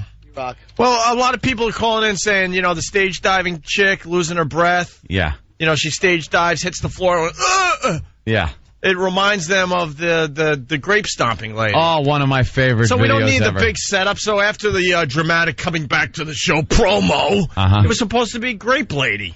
No bed, nothing. Just go right into it. I said we'll come back to the show with that. And E-Rock was just sitting there, and Ope goes, "That's you." And then he grabs the mouse, and he's looking for things, and it's just dead air. Oh, that wasn't good. Eric, what happened? I didn't know there wasn't going to be a rejoin. He said, we'll play when he comes back. Usually he plays the rejoin. He's blaming. He's blaming Opie. All right, Opie, it's your fault as per E-Rock. All right, you're right. After 25 years of doing this, I don't know what I'm doing anymore. You're right. I'm sorry. E-Rock, I'll apologize it's to E-Rock. You're telling the guy who created this whole thing for us that he did it wrong? No, I'm saying I didn't know that he wasn't. We don't have to always follow like music. I said we're gonna come back with the clip. Evan starts with an E. He could be the new E-Rock, perhaps, sitting back there, running the show. Can we play Grape Lady now? Now that the chair could sigh. Point and laugh. That's about you again. E-Rock. Sam, why are you filming E-Rock? He's an asshole.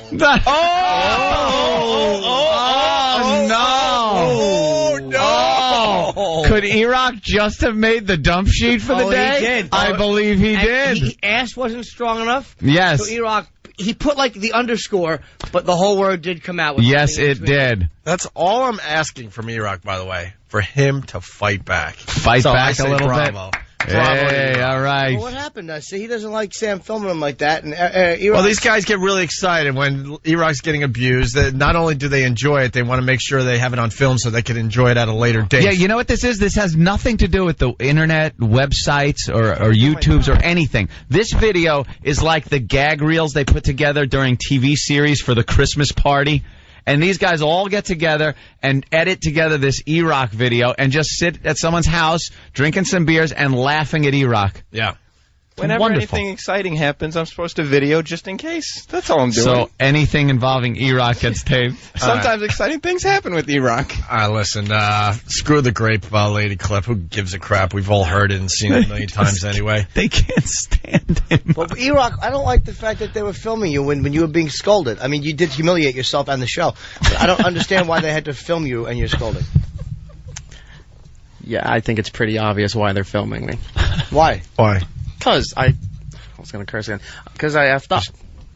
Well, why would they film? We all F up. I mean, Because they got nothing better to do. They don't do anything themselves, so it's always you guys wow, you guys are just useless guys walking around doing nothing. Here comes Danny. What audio did you bring in today?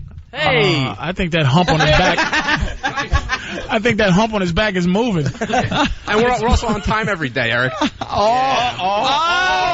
Implying Eric's late every day. This is ugly. E-Rock? Wow. E-Rock is a stronger person than you think he is. Go ahead, E-Rock. Go ahead, E-Rock. Yeah, I do absolutely nothing around here. I do most of my shit after. He cursed again. Eric, hold on. are you insane? Stop cursing. You're cursing. You're just throwing out You words. guys high-fiving. You got a great drop now. Oh, okay. I turn to my right. These guys are high-fiving because he's messing up the whole show. Eric said, I do nothing around here. Oh. and it's going to be taken out of context. Of course it is. We're going to have a new clip of Eric just saying, I do nothing around here. You can't curse on K-Rock, E-Rock. Can you tell it's the show before a long weekend, by the way? We haven't done anything yet. But I don't like the fact that they're picking on you and the fact that I think Thanks Eric... for keeping this going. I really I'm appreciate sorry. it. No. E-Rock, E-Rock's fighting his way out of the corner. I like it. I'm trying to defend Well, him. E-Rock, what do you do? I bring nothing to the table. Yeah. He's blaming me for keeping this going. Is this on? Yes, it is. I bring nothing to the table. He's going to blame Anthony soon, too. I know. Why not just spit on Opie and thanks for all he's done, and then smack Anthony's hat off.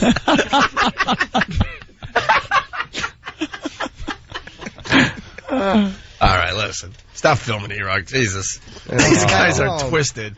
What do you mean he never comes on time, though? I'm not sure why you said that. Well, remember.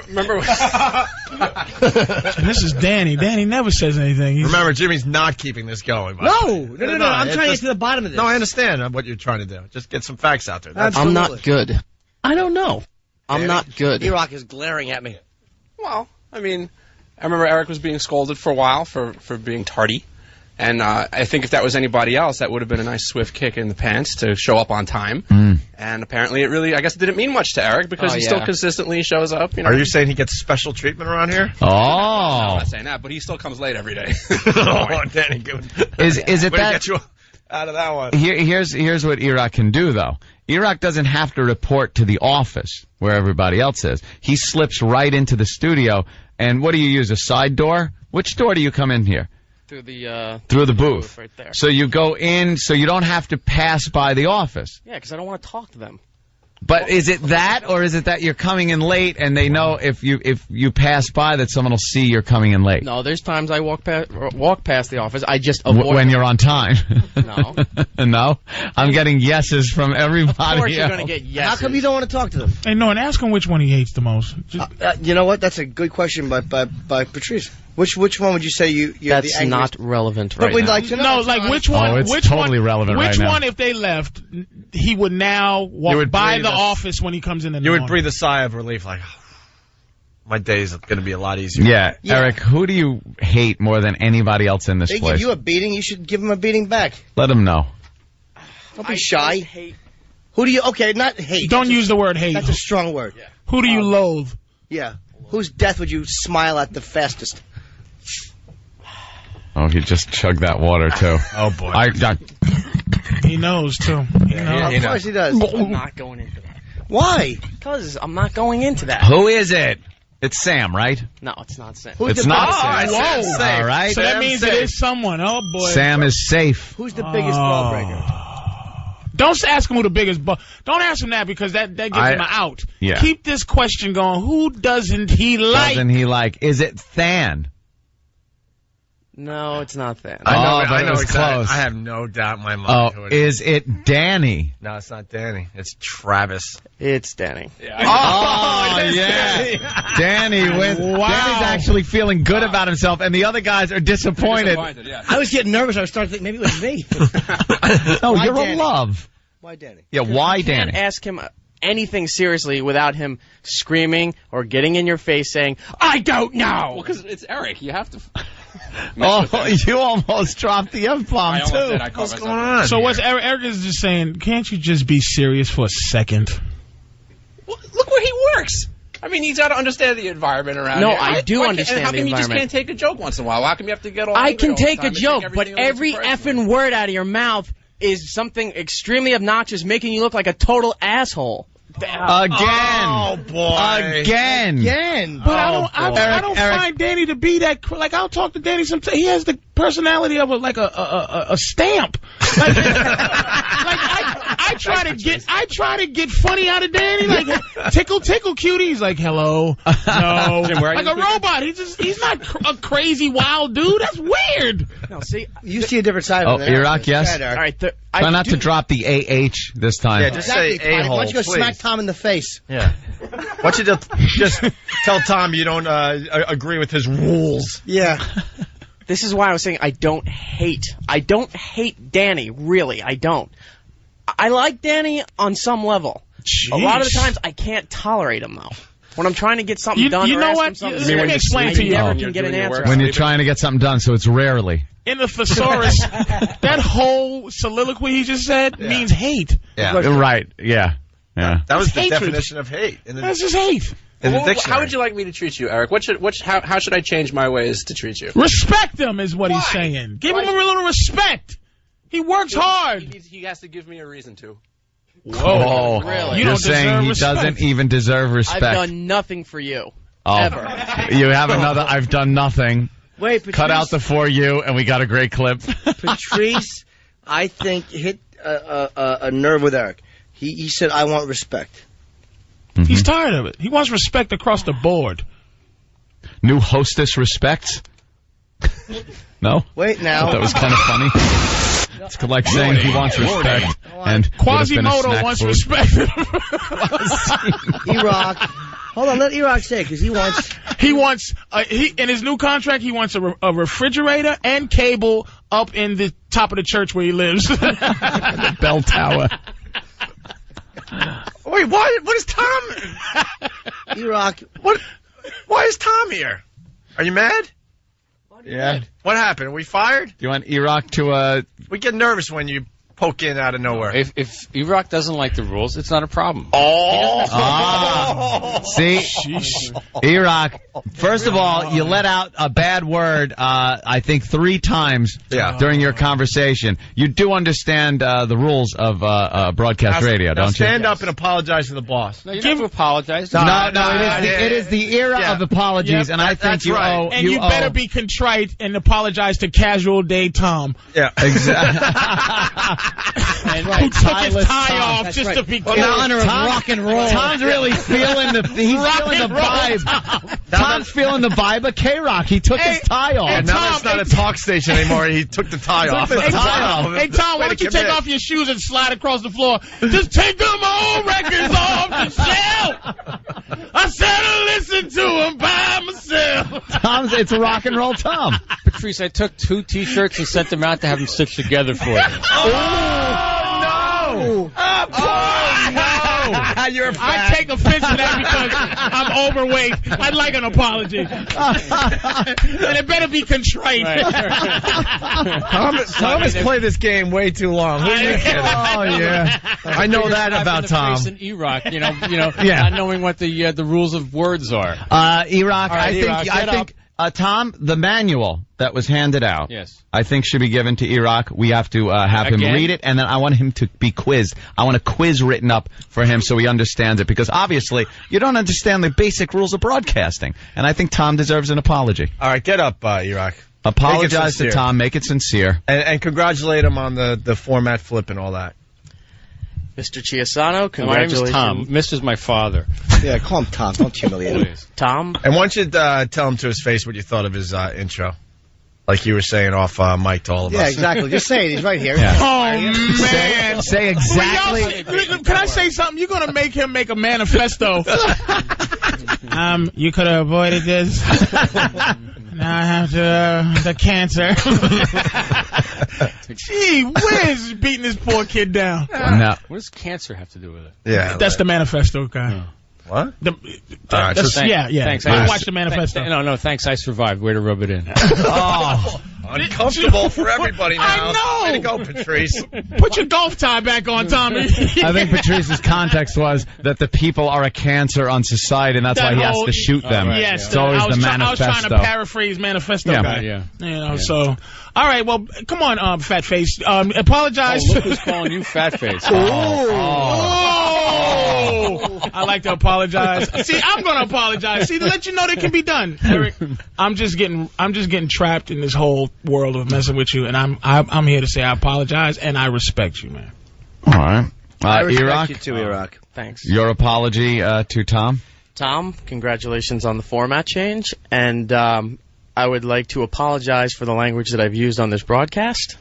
I should have known better. I do know better. I have no excuse for it, and I apologize. I accept it gratefully. Wow. That was contrite. But I think the important thing here is that Eric is feeling very disrespected by these guys. And Patrice hit the nail on the head when he said Eric wants respect. You know something? I'm not satisfied. I think Eric should be fired. I'm not accepting his apology. I don't like it. This kind of stuff does not belong on radio. Iraq.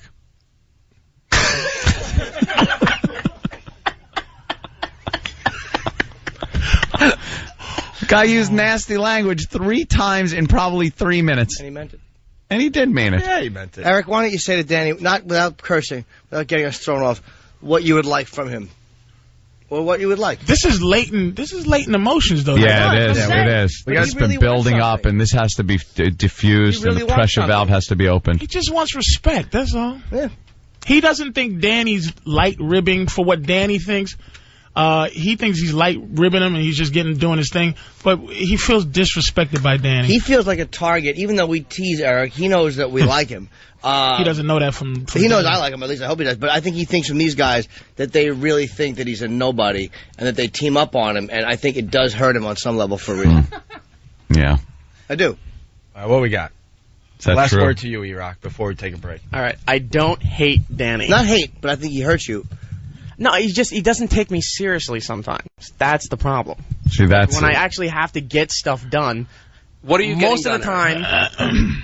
What are you getting done? All the production and stuff I do after the show. What production do you do after the show? Why Archiving, are you qualifying you? Do you understand, E-Rock, why they play with you? You just qualified your existence to Danny. Exactly. You're an easy target. You mean in between those naps that you take at XM? Oh, wow. Man. When this drunk is complaining about somebody else's nap, you know there's a real problem. And I think that it bothers him that Sam films him all the time, because Sam is newer here. E-Rock has been here since kind of the day one. And you know what the filming does? The fact that E-Rock thinks that he does, I mean, not thinks, but he feels like he does an important job, and Sam just marginalizes it by filming him like he's some animal. Yeah, like a nothing. freak. Like he's a fat gopher. Eric has to concentrate on a lot of the things, but tell him how you feel. Yeah. He's tired of it. The fat thing, he feels like high school. It is very high school in here. There's a click. He just wants to be loved. I think we all need a rock scream. Rock scream? Rock scream. Yeah.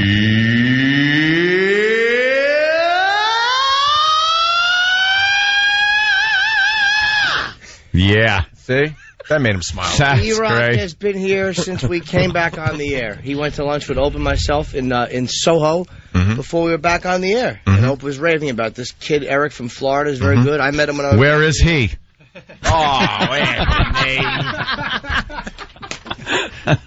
Anthony. Oh, I'm sorry, Eric. That was cruel, but Ant is a funny guy. Have y'all ever had Eric Appreciation Day or something? Yeah, we should do a E-Rock Appreciation Day, man. Absolutely. I say we do it Monday. Patrice? This Monday. Bravo, Patrice. Great idea. This Monday, we're off. And now they're showing me pictures of Eric sleeping at the wheel. It's Eric asleep at the wheel. Let me see it. Oh, These guys God. are cruel, man. But You is that- don't do the fake, pull your hat brim down, put your hand there, and hand on the keyboard like you're working, and actually sleep, do you? What's your explanation for that? Yeah. What is that picture of? E-Rock, comment? He's looking at the picture. Oh, you know he wants to knock that afro right off of Sam's head. No, when Sam is filming, Eric wants to punch the camera into his Oh, face. yeah. He wants to pull a Sean Penn right into the lens. E-Rock comment? Okay. What is that picture? It's a picture of Eric. He's got his hands on the console, and it's like kind of like it looks like he's concentrating hard or sleeping. From But the he's sleeping, yeah. What is that? I can't tell. All right. Well, let E-Rock talk. Okay, you know, just because this is not going to end well. Just cause. No, hopefully you'll get fired. Oh, Danny. Man. Danny's just such a scary talent. Oh! Thank you. All right, go ahead, E-Rock. Disgustingly sarcastic. Go ahead, E-Rock. Go ahead, baby, go. What is it? Come on. He's Time's looking at the ticking. picture. He's looking at it. You know what it is. These guys taking pictures of him. Just explain it. Sleeping in They front all of a monitor. He's not a part. He feels like he's not a part of that crowd. He's not a Yeah. part of the group. The Not in one of crowd. the guys. Or E-Rock, you said it's not going to E-Rock, what is that picture? It's me with my hands over the earphones over my ears. It does look like I'm sleeping. Possible, not sure. But that means you have slept on the job. But there are times If when you've I am never slept, you would say, no, I wasn't sleeping because I never sleep on the job. You're the worst witness Okay? ever. Possibly sleeping, All right, yes. possibly sleeping. That means you had to have slept That's like at saying, least once. I didn't mean to kill her. Right. We were just having fun in the hotel room, and the knife, and then I woke up and she was dead. That's what E-Rock's doing right now. Yeah. Possibly. That's like getting arrested for a rape, and they go, "Did you rape this woman?" And he goes, "Wait a minute, what address?" Yeah, what is that? Yeah, I'm not sure. E-Rock. I don't think this is a game either. I thought this might be some, hey, I'm going to just play this wormy little mess. No. But he's just really just sad. Do you remember that, E-Rock? no, I don't remember this. Yeah. Do you remember? Were you flying in that dream? What kind of dream was it? Were you being taken seriously in that dream? Like, were you walking around and they were going, "Good point, we'll do that." Jeez. E-Rock? E-Rock, are you comment? done? I'm done. All right.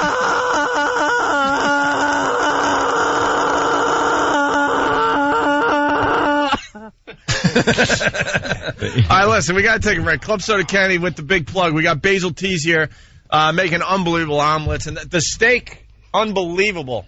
Steak and eggs this morning. I was loving it. Wow. What do we got, Ken? That's right. Manly Our breakfast. beautiful breakfast was brought to you by Basil Teas Brew Pub and Italian Grill. 1171 Hooper Avenue, Toms River, New Jersey. Area code 732-244-7566. Their website is basilts.com. The executive chef is Stephen Farley. Do you know, it would have been better for that restaurant if you had just said botulism. It's Opie and Anthony. A lot of Navy guys walking around all over town trying to pick up the ladies. They're aggressive, too. Girls love the guys in uniforms. I don't know. Walk around, they could just say hi. Look, they're on the news. They're everywhere. They're all over the place. Everywhere. Place is crawling with them. Doing the weather on the news. We got guys watching our show. They're all over the place. Hide your women. That's right. And you know where the hookers are? They're all on the west side, because he's got them off a boat. That's where the ships are. Cash in hand. Oh, cash in hand, ready to go. One of the guys is laughing a little harder than the rest of them, man. What's that about? You're nameless, faceless, so we can do this. Don't worry. Extra bleach on the pants when you bring them back to the ship. Get some of those stains out. Well, the Navy guys are the best because they have the white uniforms. The Marines are in trouble with their blue pants. Back in the really comes. And so all that stuff glows anyway. All of it. Like a hotel room murder scene. The cops come in with the black light and see like words written in blood on the wall. You don't need Dr. Biden to see it. Oh, yeah, look at this. Michael Biden. Yeah, creep. HBO. And I looked in his stomach to see the contents and realized he'd eaten alphabet soup. You're a fool and you should be shot. That guy is just a ghoul. You are absolutely right. Alive. He talks about horrific deaths like it's somebody that just came back from a fair. He doesn't care. It's like, I saw one, it was like, we couldn't really find the time of death. And we knew that she had been out to dinner with her boyfriend. So when we did the autopsy and looked at the contents of her stomach, we saw that the French fries had been chewed, and we knew that the restaurant that served the French fries... And they're like backtracking the restaurant, the bite marks in the French fries, how much they've been digested, so they can figure out the time of death. And this guy's talking about it like he's carving up a roast. And then he's like, I took one of the fries out and I tasted it, and I recognized that it was... he actually one time... And I said, Sam... Yeah, Sam, we gotta catch the murderer, Sam. Wow. It's Jimmy's Quincy impression, and it's dead on. It's unbelievable. Who doesn't appreciate a good Jack Klugman as Quincy M.E. And one time, you said? It was the one time Michael Bowden, I think his name is. Biden. Is it Biden? No, Joseph Biden. Dr. Biden. Oh, okay. Baden. That's it. Right. It's a compromise of the two. Baden, whatever his name is, they found a body bloated with maggots. Oh, yeah, I remember that. They checked inside the maggots to see what food the maggots had eaten, so they knew where the person had eaten, so they knew where they'd been killed. That's a great job. The greatest one ever that changed my life. That said, you know what? I won't do anything and try to get away with it. This idiot smothered his wife with a garbage bag and put the garbage bag back in the cabinet, and they found it with her just got suffocated face still in the garbage bag. Like, like the Shroud of Turin. The face of they put the light on it, and she had the I'm choking face in the garbage bag imprint of the choking What a face. cheap idiot. He wouldn't even throw it out. Throw the garbage bag away, you dope. God almighty, who was it, Jason Steinberg? Oh, nice. What an idiot. A joke for 20 people. Bravo. That is funny. All right, listen. We got to talk about Anthony's car before we... I want to say hi to... we're on in Vegas, of course. Yes. And the Shelby plant is out there in Vegas. Hold on. Let me interrupt you. Jimmy, this will not make you happy. Wait till you hear this one. Go ahead. The Shelby plant is out there in Vegas. Of course, Shelby, just a famous old codger right now, but in his heyday with a Ford Motor Company, put out some of the best muscle cars out there. The Mustangs, the Shelby Mustangs years ago. Well, they have the new line of Shelbys. I picked one up. I got the GT500. It's 500 horsepower supercharged. Newer than the one you had? Animal. No, it's the same one, but... They only made like 20. Ant's got one of them. No, they made a few more than that. But it's just a blast. It goes very fast. It's a great car. I love it. But Ant goes very fast on Long Island when he's not doing the radio show. It's a lot of fun. Fact. There was some guy had to be 60 years old in a BMW who tried to like show me something yesterday. I don't race. I don't sit there on the street looking for people. But a lot of people look at me and feel they have to like beat me. So I just have to show them how stupid it is to try. Like the two Asian guys from Better Off Dead? From Better Off Dead, yeah. Constantly. Here we are at the light again. Will he be able to beat us this time? That's exactly what it is. People just pull up and they kind of want to, show you a little bit. And I had to just, put him in his place. I don't even take it out of third gear when I'm doing something like that. It just blows him away. Well, there's a new modification coming out. It's called the Super Snake. I will be sending my Shelby to Vegas. And they will do this. Shipping his car to Vegas. And we are talking 720 horsepower. How many is it Thank now? you. It's 500 now. Why? So there's 220 more for what? It's going to have a go to the moon? new I'll suspension put in, new exhaust, new Ford Racing supercharger being put in, this thing, and the body styling of the new KR, the King of the Road model that's coming out in 2008. But it's the Super Snake, a monster car that I must have. Yeah, So I'll tell you what that's for. That's to make this the Opie and Harry Chapin show. This selfish idiot is going to kill himself, and I'm not going to get my mortgage paid. No. If he drives, get a minivan. God almighty, will you do 55? I do. I don't drive like a maniac. I have video of you. You did 100. Unless There's a video of you going 100 in another car. Isn't driving like a maniac. And that was 130 in a Lamborghini Gallardo, and it was an amazing ride. How fast can a 720 horsepower car go? That thing, I could probably break 200 if I want to. Isn't that like the illegal NASCAR? Well, I was going to say. Yeah. Without all the pesky safety equipment. like roll cage and things like that. Anthony, he developed this hobby out of nowhere, by the way. I've been working with him for many years. He never really showed me that he wanted to go that fast. Why are you having these, like, I want to die, like, why are you like Kurt Russell from Grindhouse? I just enjoy the feel of a good muscle car. Like an old, when I was younger, I drove around in a goddamn Ford Nova.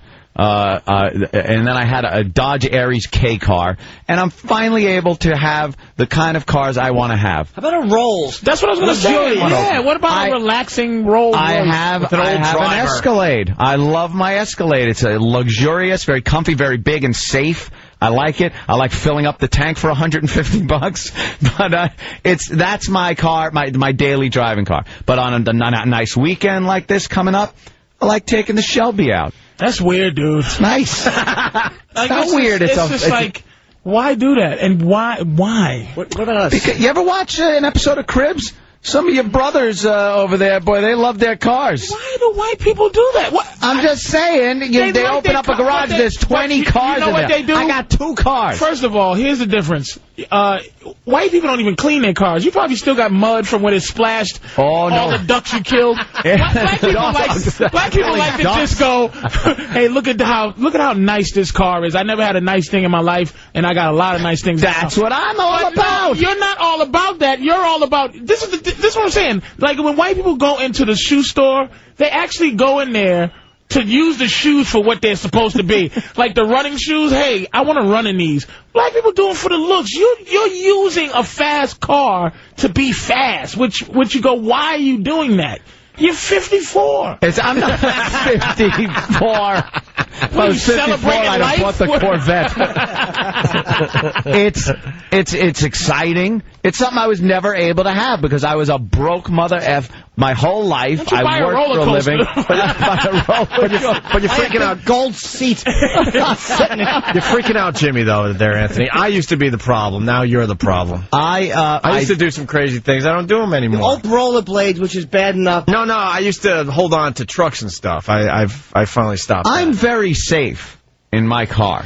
I really am. I'm not driving like a maniac. 200 miles an hour. I wouldn't do 200 miles an hour. 135 miles an hour is not driving crazy? On Long Island? It was on Ocean Parkway. People got to understand, Long Island is not a safe place to go fast. It was on Ocean. It was early in the morning. It's a straight stretch of road right there by the beach. With lots of deers in the morning, by the way. Nah, they get that. They're just on the side of the road, minding their own business. No, it was fine. Seeing people going, are you going to Deer Park Avenue? No, because that's dangerous. There are lights all over the place. I like straight strips of road to just open it up. And until you've done about, 150 in one of those Lamborghinis, when a reindeer just comes strolling out of the swamp. A reindeer. One of those people's roofs in December. Whatever crawls out of Rhode Island, some squirrel or whatever comes out of there, and you try to avoid it or you hit it. Now, if you hit like some moose or something, it's like hitting a wall. Yeah. If you try to swerve and miss another animal, and if somebody goes through a red light and while you're going through the green and broadsides you, you're dead too. So what the hell are you talking about? I want you to take me for a ride. You want to ride? Yeah. How about this? Sell and fish. Why don't you wait? Norton, fish could be dangerous. You should go so you can lay over the dashboard as a stunt woman. As an airbag. All right. right. Well, so the modifications are happening soon. Yeah. Well, Shelby? when they, they're going to get back to me. They've already gotten back to me, but they're going to get back to me when everything's ready to go, and I'm shipping it out there. When it comes back, it is going to be a monster. I hope they screw up and like make the gas pedal not go all the way down, so you max out at 57. You have to be a wild man sipping a latte doing 57. 57 miles per. He's going. There's no way he's going. He's saying 135 miles an hour, but there's no way you can't go 200 if you can. If you can, I understand that. You're gonna have to try 200. But there's probably once. Yeah. I might just take it to the track too. Look at I can go down to Englishtown and take it to the track Why and do do you the have to quarter do mile. 200? Why don't you just do 50 4 times? Good. You know what? There is nothing like stepping on the gas, and when that supercharger winds up and you hear that Road Warrior sound. But when you're going 200, it's great. I go fast in my truck sometimes. Yeah. But when you're inside the car, you really don't get a real feeling. No, you know what it is? It's complete concentration. All you are concentrating on is not dying. You are looking. You have never been so attentive as a driver than when you are at speed like that. You just play Russian roulette. When you drive, no. When you're driving down the expressway or something, and you're doing the speed limit, maybe a little over, you're fiddling with your radio, you're looking at chicks out the window, you're kind of looking ahead, you're looking at billboards or anything like that. When you're driving fast, you are so fixated on just driving that car. It's an amazing, like you're focused and you're flying. Oh, dude, you got some action here. And he's got good reactions. Oh, yeah? Yeah, you got good reactions. Somebody, let's not say your name, but someone from the NYPD, yes, you're on the Opie and Anthony show. How you doing, guys? It's Rob. How are you? Hey, Rob. Listen, when you get the call, give us a call. We'll set up the Clearview Expressway for you. We'll shut the entrance and exits to get a straight shot from Hillside all the way up to the Dog's Neck. Oh, man. My God. Dude, I know a few people. Thank you. I would love to do that run. That's nice. How about this? Why don't you not? and to answer your dumb question about what's the same as stepping on the gas, I'll tell you what, cash in a radio station check. That's the same. That's better. Why don't you stop going fast?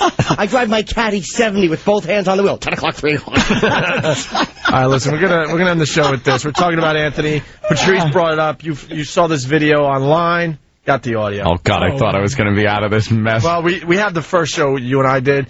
We will have to do this next time Patrice is in. Yeah. You can't just play the George Burns. Shut up. What is your name? No. My name's Anthony from Rotgut. Anthony, all right. And, yes. Oh, yeah. Anthony, do you have anything to tell us? Yes. What's black and white and green? What is that? My wife. Oh, yeah. Wow.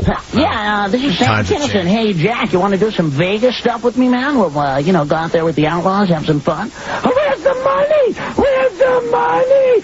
Green. I love green. Green money. Green. Oh.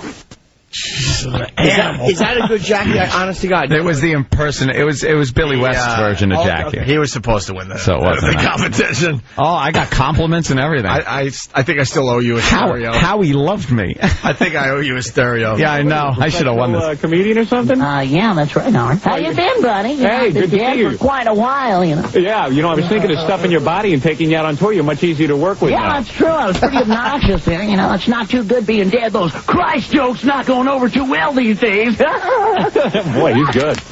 He might look odd, but he's good. Yeah. You do, Beavis? Coming from Howard. The dumbest contest I've ever done and stuff. Man, this sucks. Go back to your Kinnison. All right, very good. What is your name, Anthony? You're stupid. What's your last name? Anthony Gumia. Well, you was just a problem. Just happy to be there. Okay. Just happy to be there, you Every ass. second was funny. I had to what's be. Your name, man? Anthony Cunha. Dude, that was... You slap your face and spit on the floor. Every second. Let me explain that. Every second... everybody as he's talking. Every second I was on anyone's radio show was my ticket out of the friggin' mess I was in construction. Oh, my God. So I was like, I didn't want a second to go by that I wasn't on and doing something. He was auditioning. Who are you kidding? I was auditioning for the Howard Stern show, believe me. He was moving around fast. If Howard would have told me you had a job, I'd have been saying F Opie, that clone hack, right now as we speak on Sirius. I swear to God. I'm thank God you didn't. I mean, look, man, Opie and Anthony Cumia have been very good to me. Like he just was just wacky without repair. Like, I'm one more. Oh, you bastards, man. I work on the Opie Show on WBAB. Is that right? What is the Opie Show? It's Opie, 7 to midnight, WBAB. I don't even know what that is. Opie's the guy that sort of does your show, WBAB at night. He takes a lot of phone calls. He's outrageous. He's a young guy. Big fan. A big fan of yours. Big fan. Oh, really? But hey, who is it? But meanwhile, you do a great Jackie. That's all I can say. Thank you.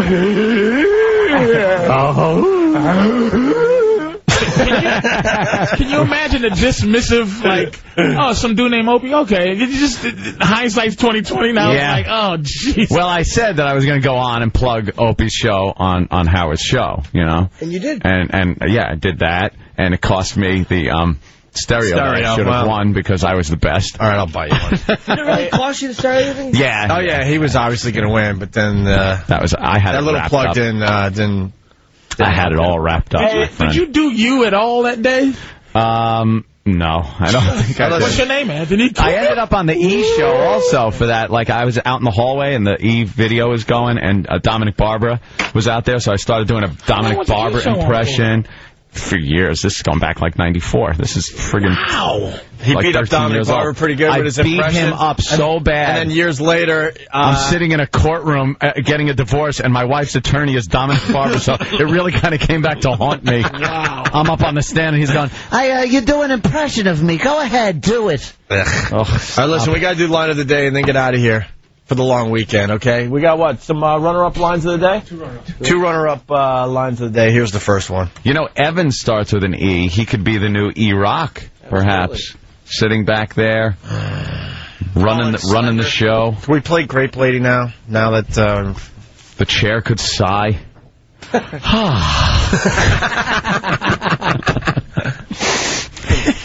And we're not even going to explain it. It was funny. Poor E-Rock. Yeah. Chair. Here's another runner-up line of the day. So, Jimmy, you got a question for him? Just the hat. It was just a very hot day. Not that that's not a great hat in 1967, but I'm just wondering why you didn't wear that hat looked like Sam's hair.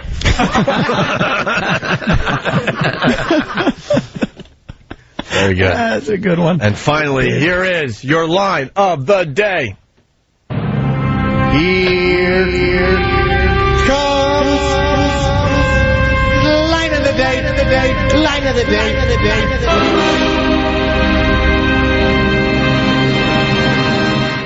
I do absolutely nothing around here. Oh, come on.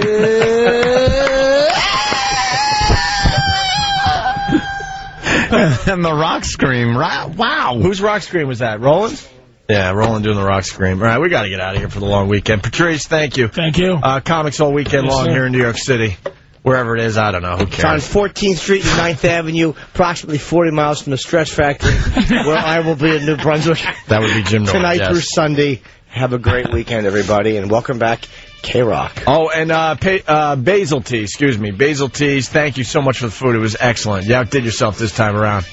Especially the steak, amazing. 1171 Hooper Avenue and Tom's River, all right? Basil Teas, thank you. Stay tuned right here in New York for some ass-kicking rock on K-Rock. And no one's spinning the tunes. Yeah. Just music. We're the only live show for a while, so stay tuned to see who's going to be joining the new K-Rock here in New York City. Thanks, guys. Have a great weekend.